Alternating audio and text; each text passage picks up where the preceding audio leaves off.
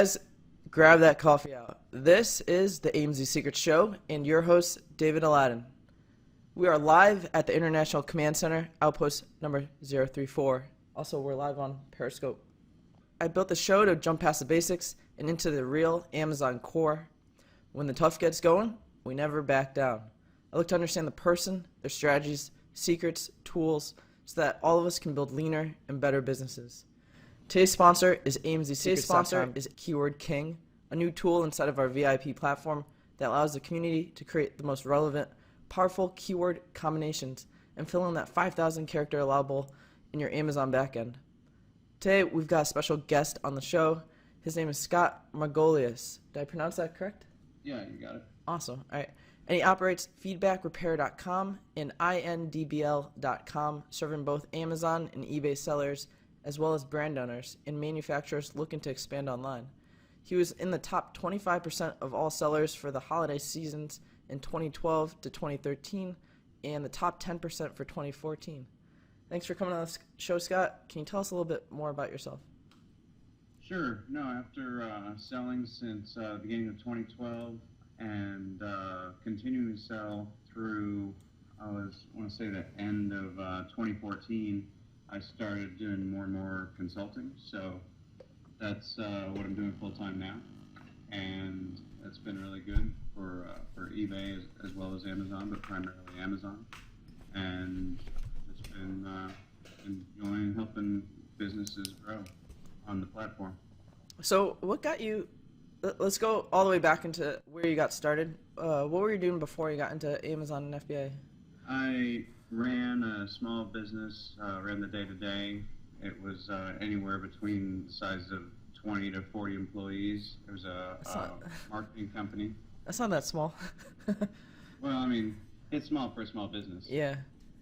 But, you know, I suppose you could call it a medium-sized business. But anyway, I ran the day-to-day there for 15 years and was in charge of purchasing and IT and HR and, you know, a number of other things, basically whatever needed done.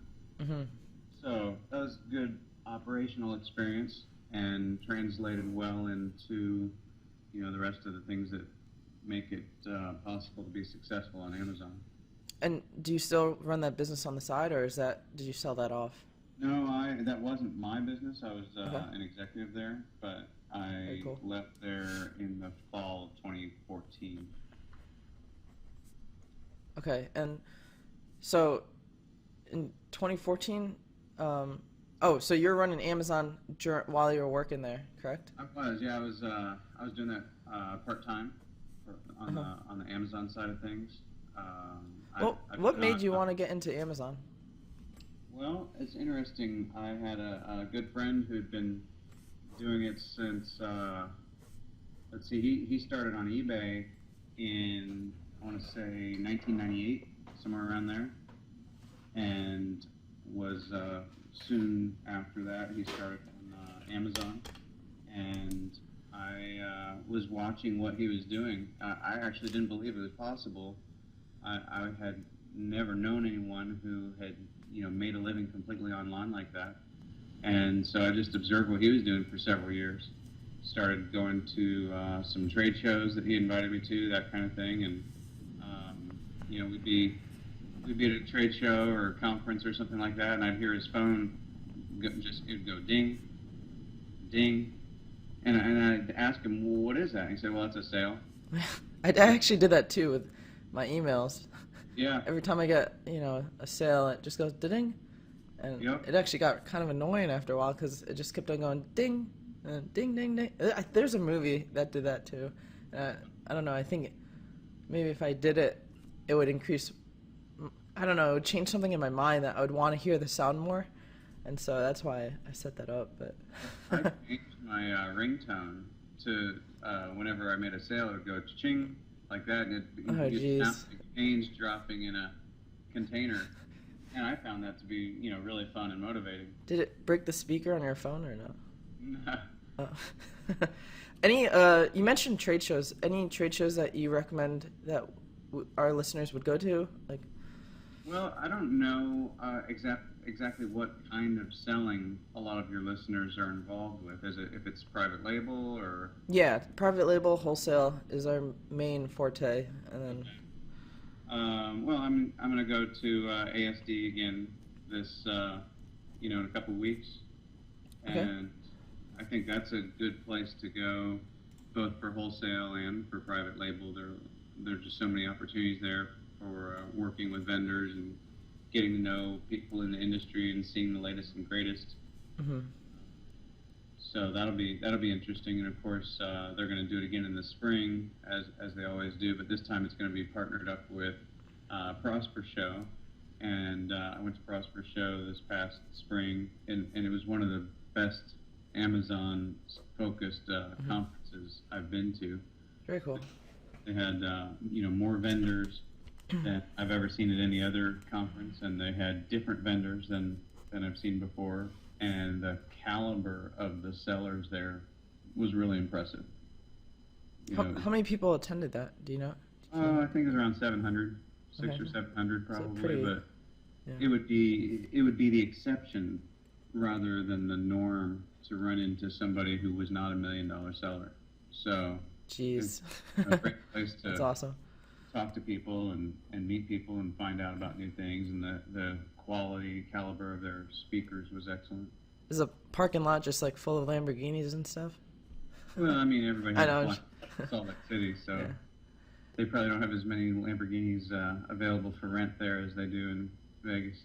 What does it take to be in the top 10% of all sellers? Like, what is that revenue number looking like? I was actually surprised with small that seemed to be, and so, I mean, I'm careful to explain that. Well, this was based on Q4 sales, holiday selling season. So, your metrics have to be a certain point to be able to even be approved to sell, and I think that's pretty easy to achieve. But I think they're measuring it based on Q4 sales, and of course my Q4 sales were pretty nice. But as far as overall sales or dollar volume or traffic, I was actually surprised how small the number seemed to be. And I look at it where maybe there are 2 million marketplace sellers, maybe there's 700,000 who are doing over 100,000 a year, and then there's a smaller group of maybe 70,000 that are doing it full time, and this is their real gig. It's not a mom and pop type of deal, and it's just there aren't that many people, the 70,000, who are doing something that's well over 100,000. So, Interesting. I was surprised. I expected it to be a more rarefied air. Well, I just out of curiosity, where do they publish that? The top 10% sellers, or is that like some release data that they give out? I think it's kind of it's a composition really of a number of different numbers that I've seen and curated over time when they release that kind of data, whether it's shareholder data or whether it's coming out in something like a New York Times article or whatever. That's just what I've been able to sort of put together over what I've observed. Interesting.